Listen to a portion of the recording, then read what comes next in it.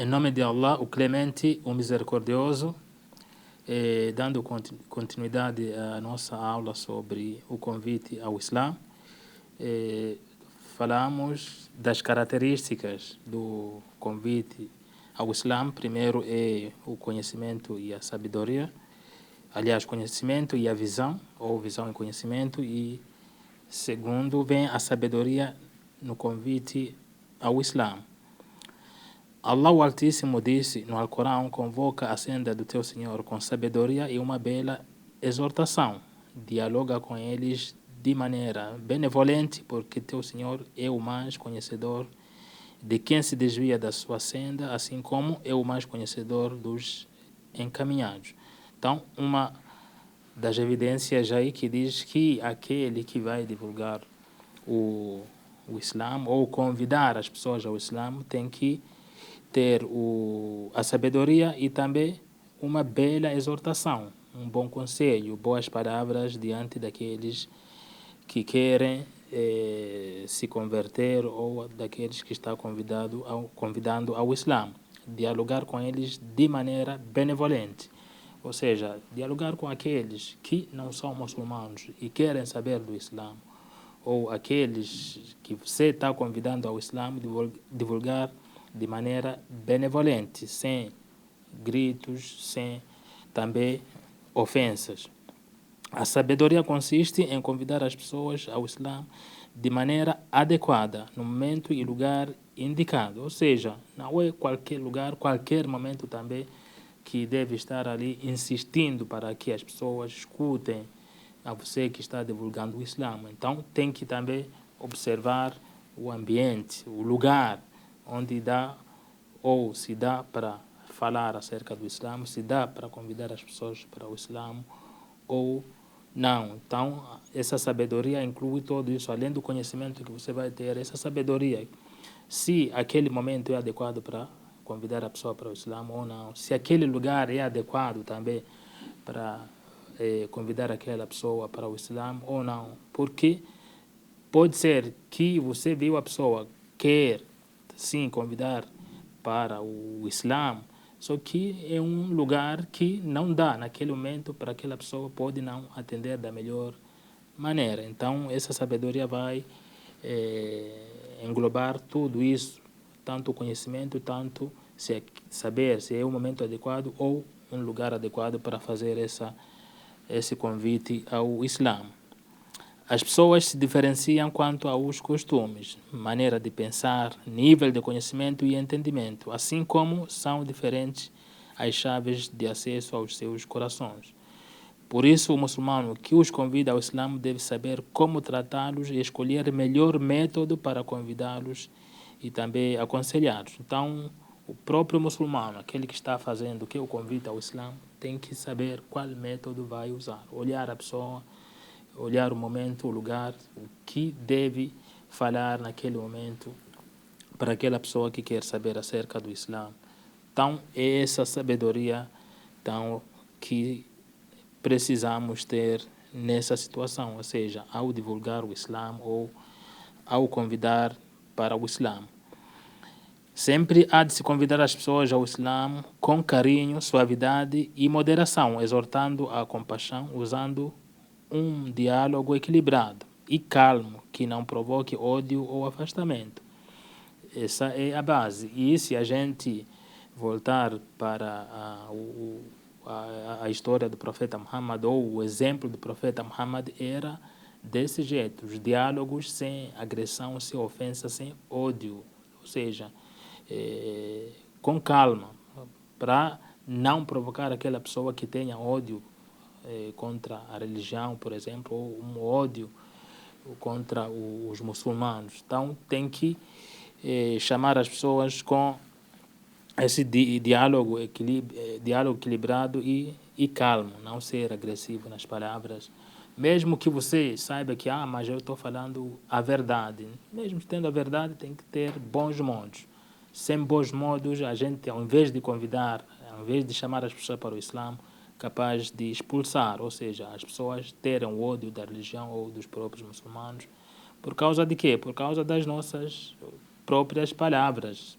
podem ser verdadeiras, mas o modo que a gente usa ao convidar as pessoas ao Islã podem expulsar as pessoas. Estas eram as qualidades do profeta Muhammad, que a paz e bênção estejam sobre ele. E por isso Allah o elogiou no Alcorão. Pela misericórdia de Allah, és compassivo com eles. Se houvesse sido rude e duro de coração, haveriam se afastado de ti. Que comprova como era o profeta Muhammad sallallahu alaihi wasallam. Ou seja, um versículo que diz que se ele fosse duro e rude diante daqueles que não eram muçulmanos, então as pessoas iam se afastar do profeta Muhammad.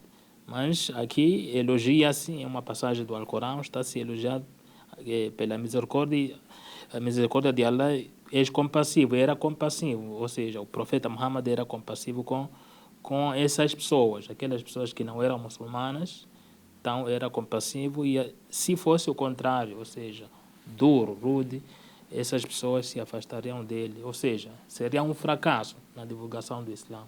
Mas, como sabemos, ele, tanto no conhecimento, tanto na sabedoria, no caso o profeta Muhammad, e o jeito de dialogar, já a maioria das pessoas estavam ali sempre se convertendo ou aceitando o convite ao Islã. O convite ao Islã, à família, ao convidar a família para aceitar o Islã. Aquele a quem Allah agraciou com o Islã deve se preocupar que sua família também seja agraciada, ou seja, você é um muçulmano, tem que se preocupar que a família também seja muçulmana, por isso tem que convidá-la da melhor maneira possível à senda de Allah. Então, você aceitou o Islã, também tem que tentar que a família seja muçulmana e convidar também da melhor maneira, ou seja, isso não pode ser, isso de convidar as pessoas ao Islã da melhor maneira não pode só ser fora da família, mesmo dentro ali da família, sua família tem que também usar os bons modos para que eles ou ela, a família, no caso, aceite o Islã, pois os integrantes dela são seus entes mais queridos e há que ser paciente com eles. Esses familiares são as pessoas mais próximas. Essa família é a família, ou seja, os familiares são pessoas mais próximas, são pessoas mais queridas. Então, tem que também ter paciência com essas e chamando para o Islã. Allah, o Altíssimo, disse no Alcorão, disse ao seu mensageiro, profeta Muhammad, ordena a tua família a praticar a oração prescrita e ser constante em seu cumprimento. Então, uma das ordens aqui, ou uma das formas de fazer, ou uma evidência de que diz que a gente pode também fazer o quê? Ordenar a nossa família, ou seja, chamar para a prática do bem. Esse versículo fala de chamar ou ordenar a família a praticar a oração. Orações diárias, no caso, uma família que já é muçulmana, mas usa esse exemplo ao fazer também Adão, ao convidar as pessoas para o Islã, principalmente onde diz e ser constante em seu cumprimento. Então, chama a família com paciência e ser constante. Com paciência também, com bons modos, e tem que ser constante ali. Assim como os muçulmanos fazem, ordenando a família a praticar a oração, e fazendo isso constantemente, chamando para a prática da oração. Então, ao convidar para o Islã, também temos que ser o quê? Bons modos, bons conselhos e também ter a paciência e constante. Mas sempre tendo aquela sabedoria, olhar qual bom momento ou o melhor momento para fazer esse convite ao Islã, o lugar também onde vão conversar da melhor maneira e não, por exemplo, estão numa multidão, quer ali já abordar e começar a falar, não, espera um melhor momento, se estão em casa, no caso a família, estão em casa, o melhor momento, ou no momento que algum familiar pergunta acerca do Islã, então aproveita aquele momento e começa a fazer o quê? O convite para o Islã. Alguns muçulmanos que convidam ao Islã encontram a melhor resposta de pessoas alheias à família e não dentre os seus. Acontece, ou seja, a gente faz o convite ao Islã ou faz a divulgação do Islã, pessoas de fora conseguem com facilidade e é difícil com a nossa própria família. E isso não é algo novo. Não, portanto, se lamentam, mas os muçulmanos que alcançam o êxito são aqueles que se esforçam e tentam. Mesmo assim, tem que se esforçar e tentar, não parar. Porque, não consigo na minha família, então vou parar. Não, temos que, mesmo assim, seguir em diante, tentando fazer isso, essa divulgação diante das pessoas de fora. E assim, ou isso aconteceu com o profeta Muhammad. O profeta Muhammad, que a paz e bênção estejam sobre ele, com seu tio Abu Talib, por exemplo. Abu Talib, que era seu tio, foi quem apoiava e protegia dos inimigos, quraishitas. Foi Abu Talib. Mas o profeta Muhammad convidou esse tio para aceitar o Islã. E esse tio não aceitou. Então, e o profeta Muhammad não ficou desesperado. O profeta Muhammad não ficou desesperado quando seu próprio tio não aceitou. E também não desistiu. O profeta Muhammad, digamos assim, foi tentando até onde pôde, ou seja, até o final. Então, o profeta jamais se desesperou e continuou tentando até seu último suspiro. Ou seja, o último suspiro do seu tio. Foi tentando ali convidar o tio para o Islã. Disse o profeta Muhammad: ó tio, diga La ilaha illallah. Ou seja, diga, não há divindade além de Allah. Isso nas agonias da morte do seu tio. Então, com isso, queria convencer, pelo menos naquele momento. Então, o profeta, diga La ilaha illallah. Diga, não há divindade além de Allah. E poderei interceder por ti diante de Allah. Assim, queria convencer o tio que talvez com essas palavras eu vou interceder diante de Allah.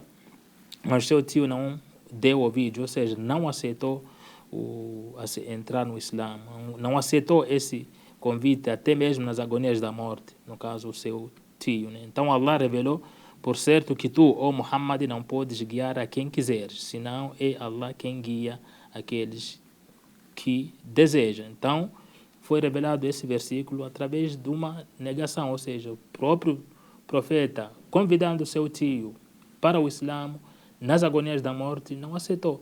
Mas mesmo assim o profeta desistiu? Não. E isso estava acontecendo em Meca. Isso aconteceu em Meca, mesmo assim. Depois de Meca, a divulgação do Islã continuou. Sabemos que emigrou para Medina. Em Medina, várias pessoas entraram no Islã, mesmo que seu tio lá em Meca morreu não aceitando o Islã. Então, sempre tem que se tentar até o final, mesmo que isso seja um fracasso, temos que tentar também convidar a família para que aceite o Islã. E a próxima aula a gente vai falar sobre o Islã das crianças. Wa sallallahu ala Muhammad wa ala alihi wa sahbihi ajma'in. Alhamdulillahi rabbil alamin.